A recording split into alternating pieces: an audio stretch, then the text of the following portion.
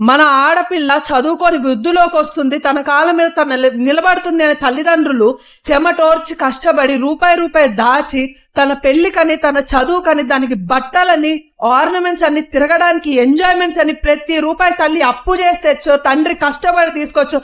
మీరు చూడండి, నేను చెప్తున్నా, ఒక్కసారి షర్ట్ ఇప్పి చూపిమని చెప్పండి ఆడపిల్ల తండ్రుల్ని, మా తండ్రితో సహా.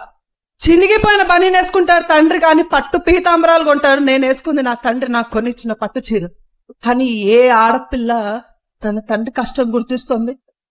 ఏ అమ్మ పొద్దున లేచి స్నానం చేసి నీ కోసం నువ్వు హెల్దీగా తినాలి అని చెప్పి నీకు చేస్తే 2 రొట్టెల్లో ఒకటి తినకపోతే మనకు ఆ తిట్లు బరువు. తండ్రి ఆలస్యంగా ఇంటికి ఎందుకు వస్తున్నావు అని అడిగినందుకు తండ్రి మనకి బరువు. 25 సంవత్సరాలు కంటికి రెప్పగా కాపాడుకున్న తండ్రి మనల్ని ప్రశ్నించడానికి తండ్రికి హక్కు లేదు. అంతేనా?